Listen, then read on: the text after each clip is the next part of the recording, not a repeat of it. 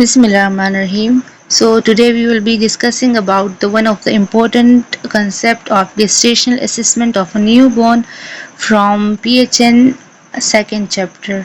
ये चैप्टर जो है हमारे पास इसके दो पार्ट्स है neonatal assessment and growth and development of a newborn लेकिन इसमें हमारे पास एक important topic gestational age assessment है न्यूबॉर्न की वो स्लाइड्स में गिवन नहीं है इसके लिए हमने एक अलग सी प्रेजेंटेशन तैयार की है सो आज हम वो डिस्कस करने वाले हैं इसमें हम पढ़ेंगे गेस्टेशनल एज की न्यूबॉर्न की असेसमेंट एंड देन हम क्लासिफाई करेंगे न्यूबॉर्न को on the basis of the gestational age and their weight जिसमें कि हमारे पास small for gestational age babies आ जाते हैं लार्ज फॉर गेस्टेशनल एज या appropriate for gestational age so चलिए स्टार्ट करते हैं इस लेक्चर को सबसे पहले तो हमें ये पता होना चाहिए कि जेस्टेशनल एज है क्या हमारे पास सो अगर हम इसको सिंपली डिफाइन करें ना so gestational age is the number of weeks the baby has been in the womb of the mother कि कितने वीक्स हमारे पास बेबी मदर की वूम में रहा है और इसको हम मेजर करते हैं from the first day of last menstrual period अब गेस्टेशनल एज की असेसमेंट हम दो कंडीशन में करते हैं एक हम एंटीनेटल असेसमेंट करते हैं एंड सेकेंड हम पोस्ट नेटली असेसमेंट करते हैं जेस्टेशनल एज की एंटीनेटल असेसमेंट हम ड्यूरिंग प्रेगनेंसी करते हैं एंड पोस्ट नेटल असेसमेंट हम after the delivery of the baby करते हैं अब एंटीनेटली जब हम जेस्टेशनल एज की असेसमेंट करते हैं तो इससे हमारे पास हमें प्रॉपर एग्जैक्ट प्रेगनेंसी की ड्यूरेशन का पता चल जाता है एंड सेकेंड मोस्ट इम्पॉर्टेंट बात हम फीटल ग्रोथ को भी इसके थ्रू मॉनिटर कर सकते हैं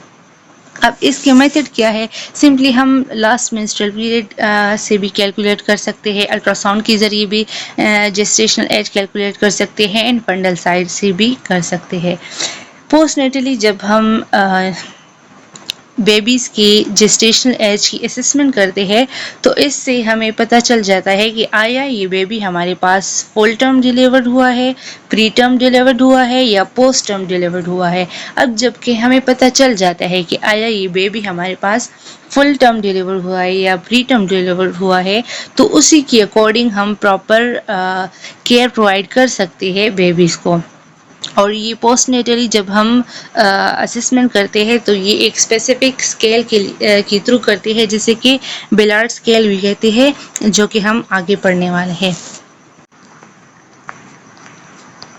सो ये हमारे पास लर्निंग ऑब्जेक्टिव्स है जो कि हम आगे पढ़ने वाले हैं देन नेक्स्ट यहाँ पर हमारे पास न्यूबॉर्न की क्लासिफिकेशन की गई है on the basis of their weight and gestational age so in classification के थ्रू हमें न्यू बॉर्न में जो भी पोटेंशियल प्रॉब्लम आ सकती है उनके बारे में पता चल जाता है सबसे पहले लो बर्थ वेट के बारे में बताया गया है कि अगर एक न्यू बॉर्न की वेट हमारे पास 2500 ग्राम से भी कम हो तो वो लो बर्थ वेट कंसिडर किया जाएगा अगर 1500 ग्राम से कम हो तो वो वेरी लो बर्थ वेट की कैटेगरी में कंसिडर किया जाएगा एंड अगर 1000 ग्राम से भी कम हो तो वो extremely low birth weight babies में आएगा देन नेक्स्ट हमारे पास जेस्टेशनल एज के बेस पर क्लासिफिकेशन बताई गई है कि अगर एक बेबी की जेस्टेशनल एज 37 से लेकर 42 वीक्स के दरमियान हो तो वो फुल टर्म बेबी कंसिडर किया जाएगा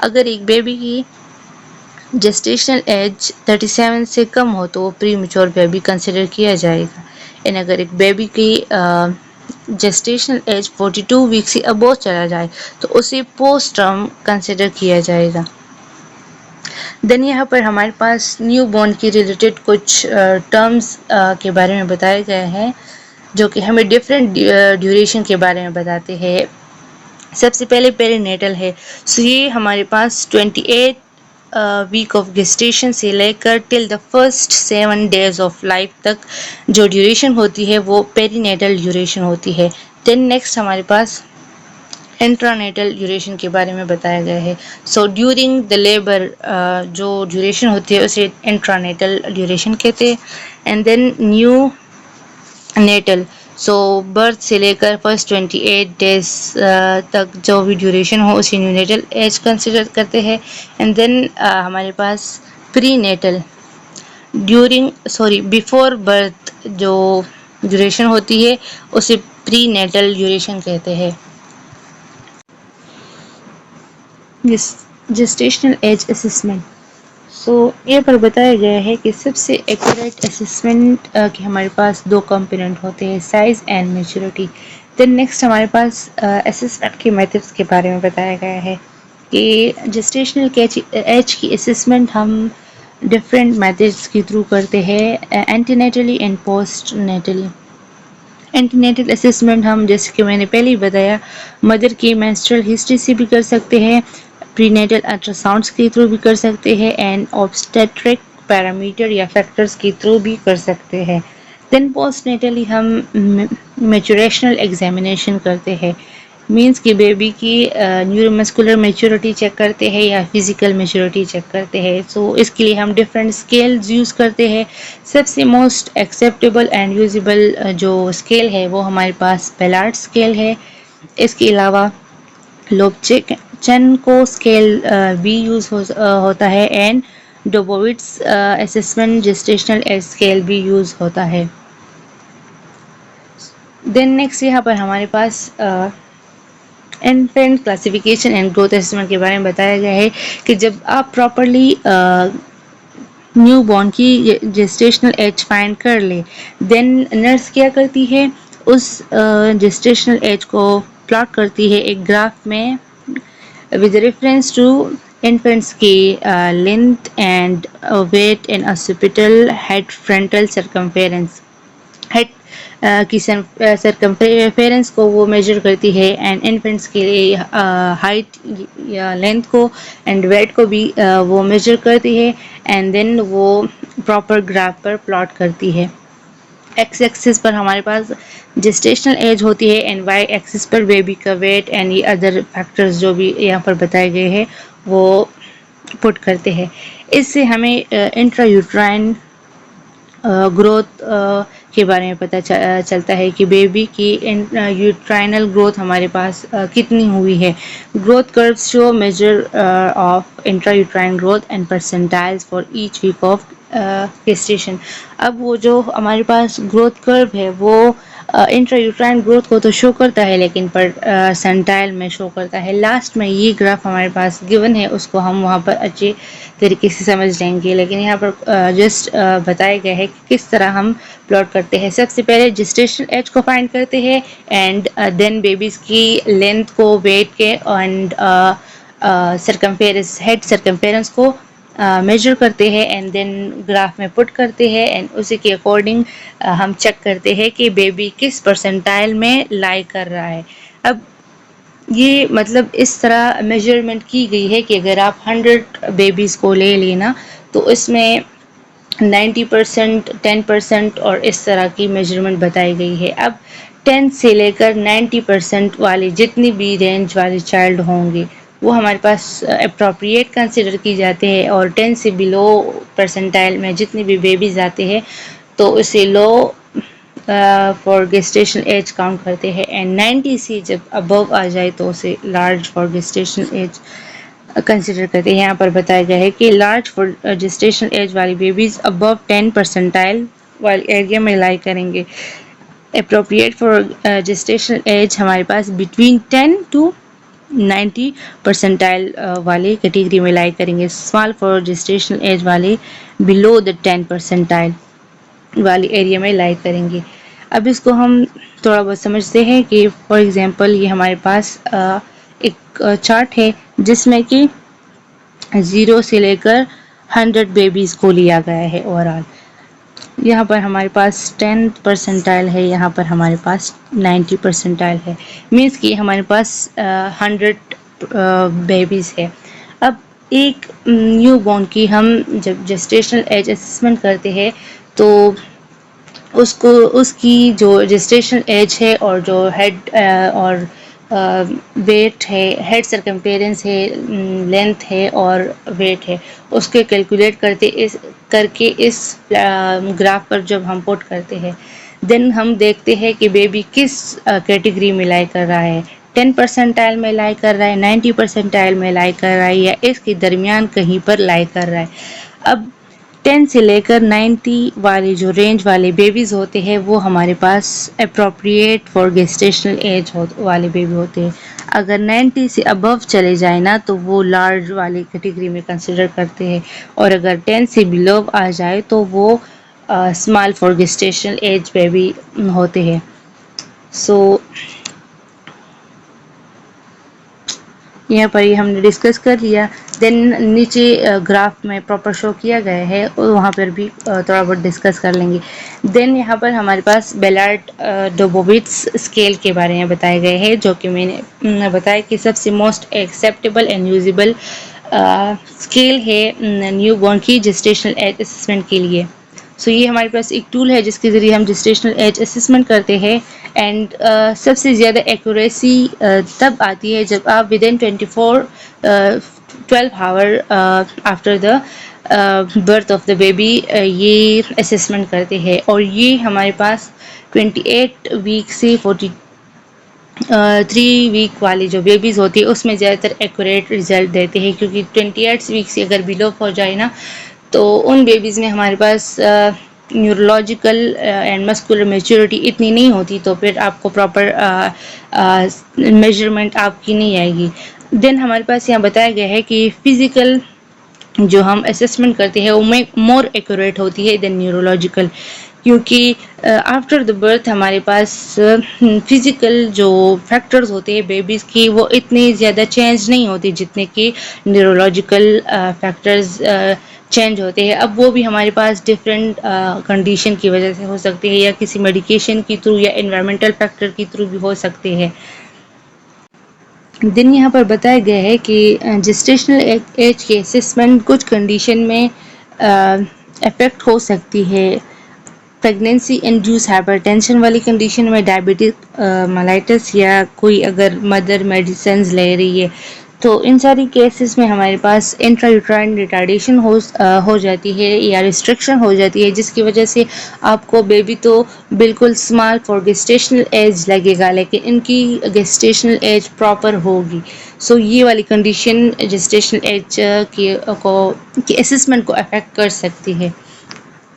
देन यहाँ पर हमारे पास एग्जामिनेशन प्रिकॉशंस बताए गए हैं कि जब भी आप जेस्टेशनल एज बेलार्ड असेसमेंट करते हैं बेलार्ड स्केल के थ्रू, तो सबसे पहले आपने क्या करना है, हैंड वॉशिंग करनी है। देन थर्मल प्रॉपर इन्वायरमेंट देना है, लाइट प्रॉपर होनी चाहिए, नॉइस नहीं होना चाहिए, एंड आपने असेसमेंट जल्दी से जल्दी करनी है। विद इन 5 मिनट आपने सारे एग्जामिनेशन को कंप्लीट करना है। सो यहाँ से हमारे पास बेलार्ड स्केल की असेसमेंट स्टार्ट होती है। अब बेलार्ड स्केल की थ्रू जब हम असेसमेंट करते हैं तो इसमें हम 2 कंपोनेंट चेक करते हैं, फिजिकल कैरेक्टरिस्टिक एंड न्यूरोलॉजिकल या न्यूरोमस्कुलर कैरेक्टरिस्टिक। देन यहाँ पर बताया गया है कि ऐसी मैटरनल कंडीशंस होती है जिसकी वजह से जेस्टेशनल असेसमेंट इफेक्ट होती है। सो वो हमारे पास एक्लेम्शिया वाली कंडीशन भी हो सकती है, डायबिटीज़ या मैटरनल कोई एनाल्जेसिक्स वगैरह अगर मदर ले रही हो, या एनेस्थीसिया कोई ले रही हो। सो इन सारी कंडीशन की वजह से different component of gestational assessment effect हो सकते हैं। सो यहाँ पर हमारे पास न्यूरोमस्कुलर मैच्योरिटी के बारे में बताया गया है। सो बेलार्ड स्केल में जैसे कि मैंने आपको बताया हम 2 कंपोनेंट्स चेक करते हैं, neuromuscular maturity and physical maturity. सबसे पहले हम न्यूरोमस्कुलर मैच्योरिटी के बारे में पढ़ेंगे। सो इसमें आप 6 चीज़ों को असेस करेंगे। रेस्टिंग पोस्चर, सबसे पहले बेबी की पोस्चर को आप असेस करेंगे। देन स्क्वायर विंडो, ये आगे हम एक एक कंपोनेंट पढ़ेंगे। देन हमारे पास आर्म रिकॉइल के बारे में आप आर्म रिकॉइल को असेस करेंगे, पॉप्लिटियल एंगल को असेस करेंगे, स्कार्फ साइन को असेस करेंगे, and heel to ear movement को आप असेस करेंगे, हील टू ईयर। सो सबसे पहले जो कंपोनेंट था न्यूरोमस्कुलर असेसमेंट में, वो हमने क्या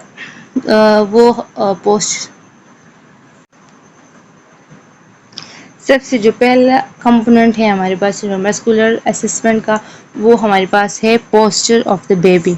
सबसे पहले आपने बेबी की पोस्चर को देखना है, उसको ऑब्जर्व करना है रेस्टिंग पोजीशन में। अगर हमारे पास प्री टर्म बेबी होगा तो उसकी लेम्स एक्सटेंडेड होंगी और फ्लफी से आपको नज़र आएंगी।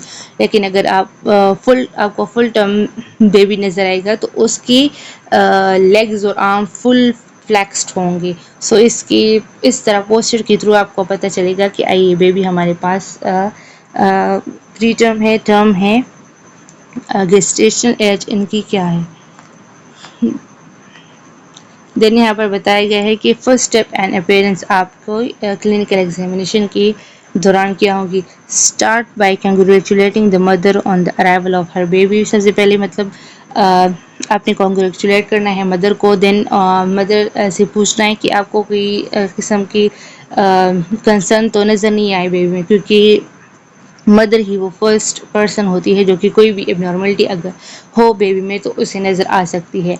Ask about the feeding and the passage of urine stool. आपने बेबी की फीडिंग के बारे में, यूरिन एंड स्टूल के पैसेज के बारे में पूछना है कि फर्स्ट मेकोनियम जो होगा वो 24 आवर में ही पास हो जाएगा बेबी के बर्थ के बाद। जनरल ऑब्जर्वेशन आपने करनी है, इंस्पेक्ट करना है बेबीज़ को, उनकी कलर टोन को देखना है, breathing, alertness and spontaneous activities को ऑब्जर्व करना है।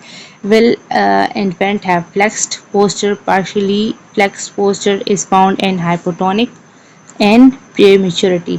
सो मैंने जैसे कि आपको बताया कि जो फुल टर्म बेबी होगी उनकी arm and legs fully flexed होंगी, लेकिन जब अगर आपको पार्शियली फ्लेक्स या फ्लफी से हैंड्स एंड लिम्स नज़र आए बेबी की तो वो हाइपोटोनिया वाली कंडीशन मींस कि मसल टोन रिड्यूस है या प्रीमेच्योरिटी वाली कंडीशन है, मतलब कि बेबी प्री मेच्योर है हमारे पास।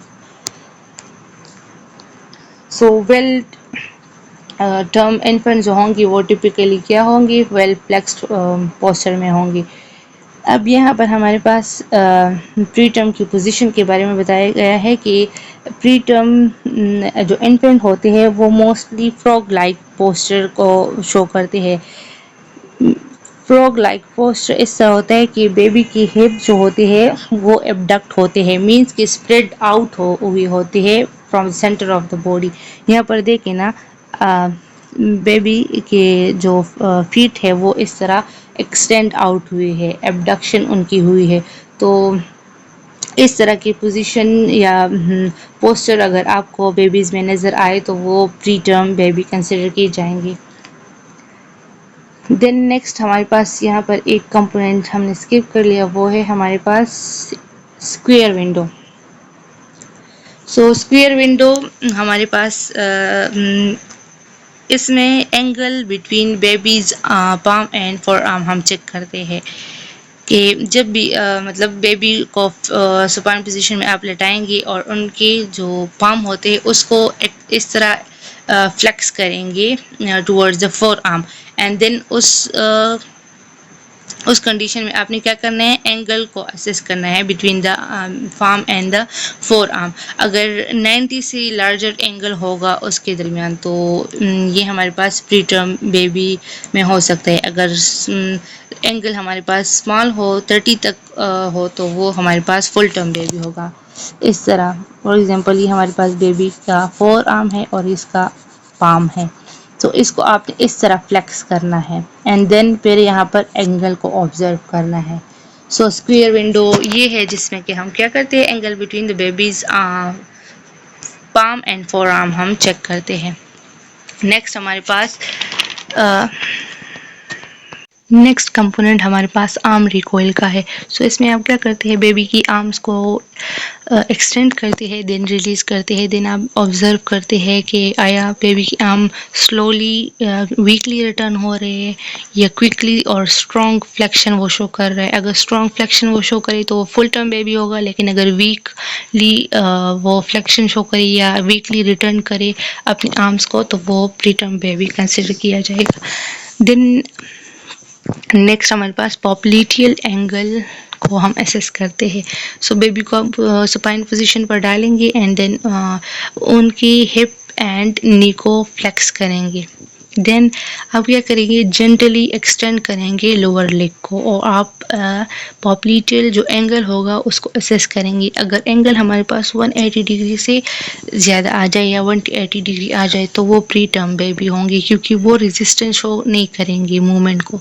लेकिन अगर हमारे पास एंगल स्मॉल होगा, 90 तक होगा, तो वो टर्म बेबी होंगी, क्योंकि उनकी मस्कुलर और न्यूरोलॉजिकल जो स्ट्रेंथ होती है वो डेवलप हुई होती है, तो वो रेजिस्टेंस शो करते हैं एंड वो मूवमेंट प्रॉपर नहीं हो पाती। इस तरह फिर एंगल भी मूवमेंट का डिक्रीज होता है।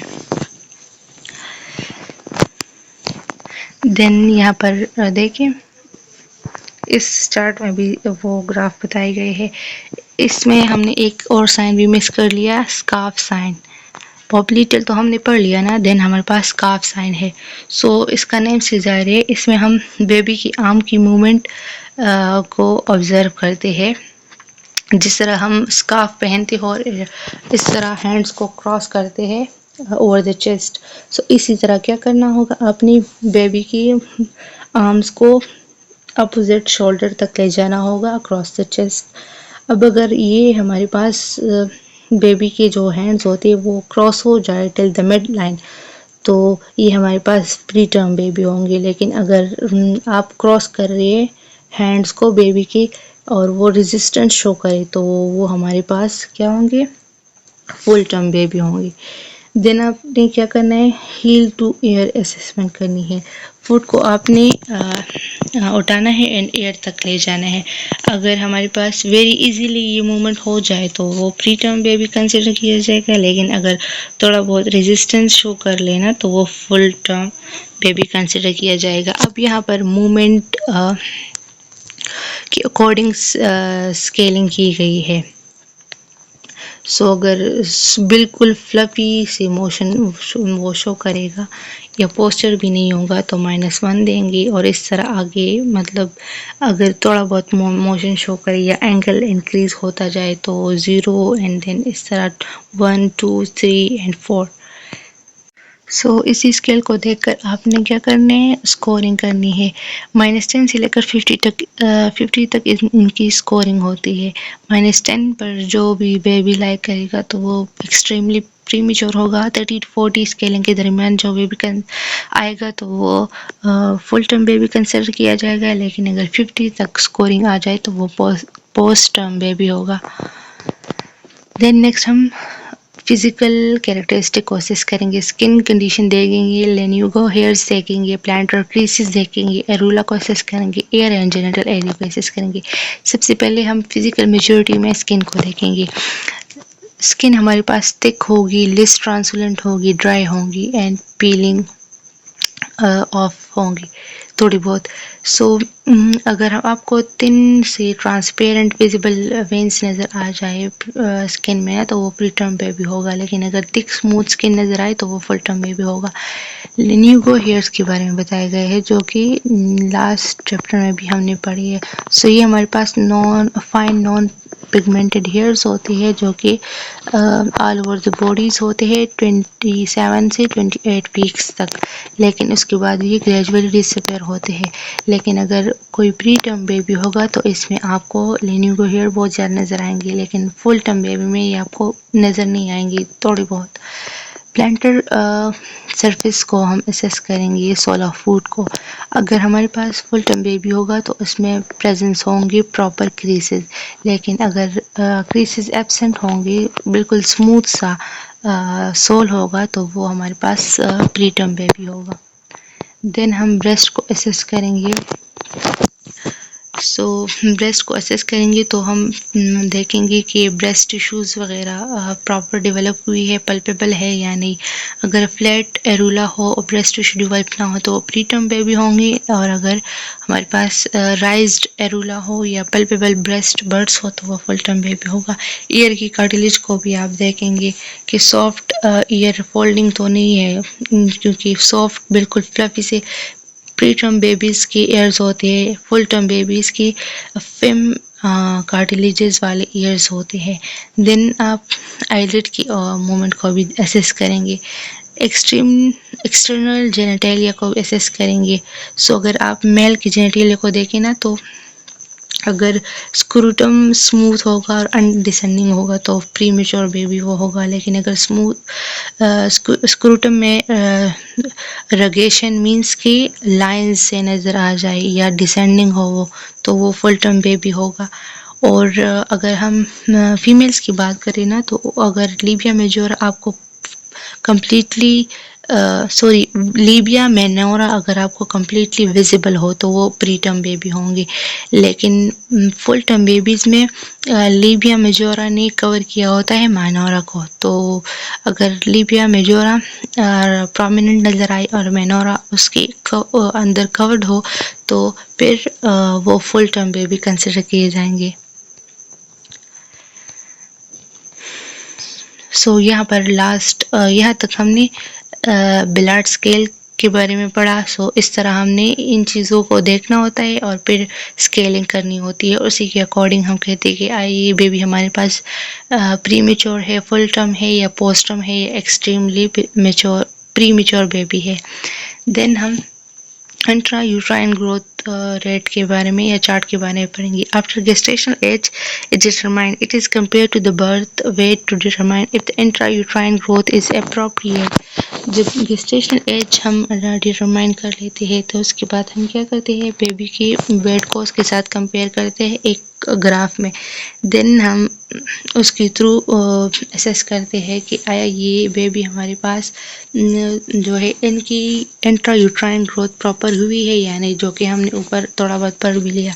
अगर प्रॉपर ग्रोथ हुई होगी तो वो appropriate for gestation age consider की जाएंगी और अप्रॉक्सीमेटली 80% आल बेबीज इस कैटेगरी में अलाई करते हैं। Small for gestation age baby 10% टाइल से अगर बिलो हो और ज़्यादातर 10% बेबीज़ इस कैटेगरी में लाई करते हैं।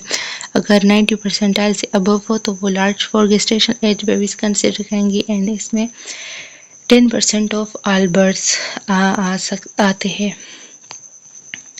ये हमारे पास वो ग्राफ है, इस तरह प्लॉट करते हैं। नीचे देखिए इसमें गेस्टेशनल एज को शो किया गया है, वीक 24, 25 और इस तरह।